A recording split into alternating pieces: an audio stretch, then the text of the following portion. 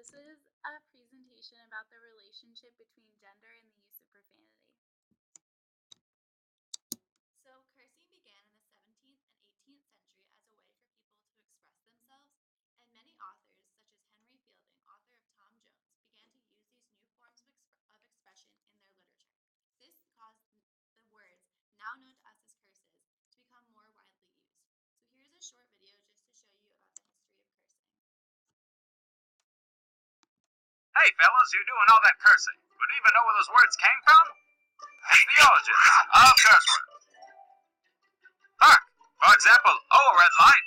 Well, fuck it. Hark is thought to be in relation to the words to move back and forth and to strike from Swedish, German, and Dutch languages. It was used in a coded poem around 1475 AD, and when decoded, roughly translates to, they are not in heaven because they fucked the wives of Ely. Historically, the first throw of shade. And bitch, not something he always called lassie. The direct origins of the word are questionable.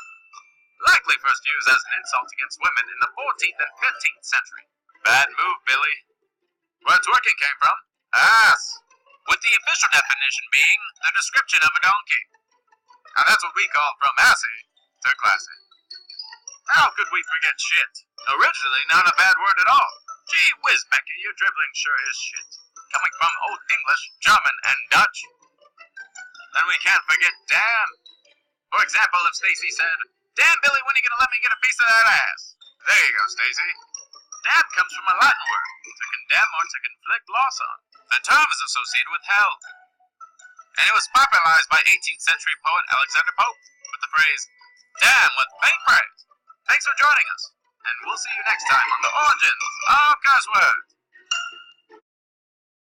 So now that we know about the origins of cursing, it is also important to point out that there began to be cultural differences within cursing. So, for example, the word bloody began to be considered a curse within the United Kingdom, but not in the United States. And the three words you see on the screen are the three most common / original curse words, and these words are used most often as a response to pain and when trying to show great expression. The first source that we found was based off a Middle Eastern study about the use of taboo words across gender. Specifically, their demographic was college students.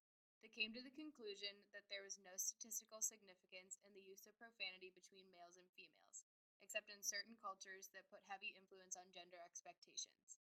We use this particular article as the base of our study because of similar demographic and with the use of college students and how it went along with our hypothesis. However, we used American college students because we felt that Western culture, especially American culture, typically has little to no strict cultural parameters on gender linguistics. The second study that we looked at studied the causes of swearing. They found that there were interpersonal consequences of swearing. They didn't find that gender was the primary cause of swearing, however, it was a contextual factor. There wasn't evidence that men are more likely to curse than women. However, women are more aware of when they do swear than men are. Our third source discussed the implications of the growing use of profanity in the media. It discussed the psychological behaviors of children as they age and how profanity plays a large role in this. It also analyzed the relationship between media profanity and the indirect effect that it has on actual profanity use. It also gave information on aggressive behavior that came from profanity, and it provided background knowledge about the implications of profanity and swearing on the developing mind, regardless of gender. It was intended for an audience that wanted to learn more about the relationship between maturity, aggression, and profanity. This study differs from our previous slides because it is the only source that found that there was a definite difference between men and women regarding cursing. According to their findings, men curse more frequently and are likely to use stronger curse words. To go on, women use what are considered to be weaker words, and if a woman were to use strong words, her gender and identity would become obscured. This trend goes against what we state as our hypothesis, but we wanted to include this research to have something to contrast it to. Our hypothesis relates back to our first literature review we talked about called Gender Tendency Towards Using Taboo Words Among University Students. We felt that our hypothesis is that there would be no statistical significance in the amount of profanity used between college-age males and females in a typical conversation. We felt that this demographic was appropriate because the participants were easily accessible, and on a college campus there seems to be more freedom of speech, as there are fewer reasons to censor conversations. For instance, there are not typically children around or family members to worry about offending with curse words. Basically, cursing is pretty socially acceptable across a college campus, and that is why we created this hypothesis. Our experiment was observational. A group member had a casual conversation with their friend for about 30 minutes. Each group member spoke with 3 males and 3 females, ranging from 18 to 22 years of age, for a total of 36 individuals. The group member discreetly tallied the number of swear words used in each of 3 possible categories, labeled as mild, sexual, or strong. We created a coding technique to make this tallying easy and clear to see. If a group member was unable to have a direct conversation with a friend, they instead chose a public setting, such as the library, the cafeteria, and the Mosley Center, to listen in on a conversation and record the swears that they heard.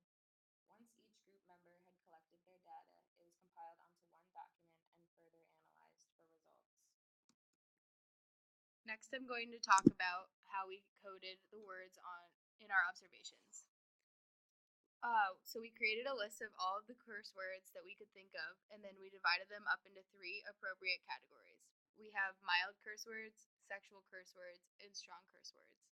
Next, we will talk about the averages of how often these words from the 3 categories are used in the conversations that we engaged in and how it relates to gender. So we found that females were slightly more likely to curse than males in a 30-minute conversation.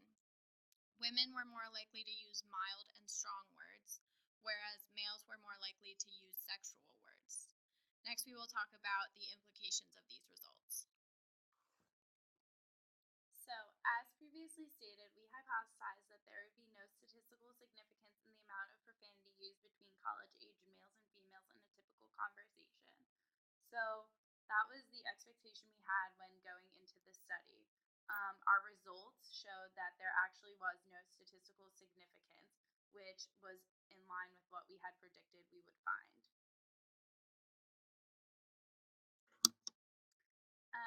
The next thing we're going to talk about is how the results are related to previous studies. Our results were in line with the results that had been found in the studies that we looked at during our literature review. Our first literature review had a similar demographic that we did, in that they were also looking at college-age students in a university setting. The other thing we wanted to look at were possible explanations for our results. One of the explanations we had was that males were more likely to use sexual words, in that they're more likely to make sex jokes or vulgar comments. Women, on the other hand, are more likely to use strong or mild words. This may be because they don't want to appear vulgar in the same way that men appear vulgar, or they want to maintain the appearance of being classy or a lady if they're going to use curse words, which would explain their more frequent use of mild words. Their more frequent use of strong words may stem from wanting to have a stronger presence in the room, as strong words may demand more attention. In future research, we would like to know if this extends beyond our population. We had a very specific demographic, and that was the college-age students that were available to us on this campus. It wasn't randomized. There were no real experimental things that could make these admissible for any other population.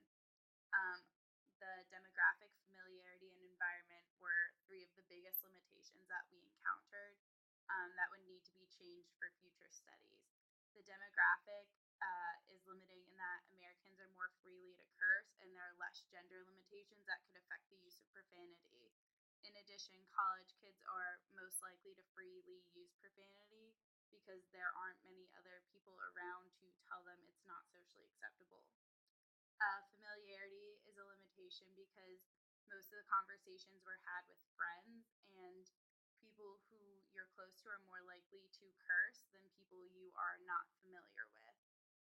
The last thing is the environment. There are no children around on a college campus and no parents to tell you that you need to change your vocabulary. So people are ready to curse whenever they feel necessary, and there's nothing there for them to stop at or say, maybe I shouldn't be cursing in this situation. And lastly, here are our references, which we also included in the given literature review pages slides. Thanks for listening. Woo.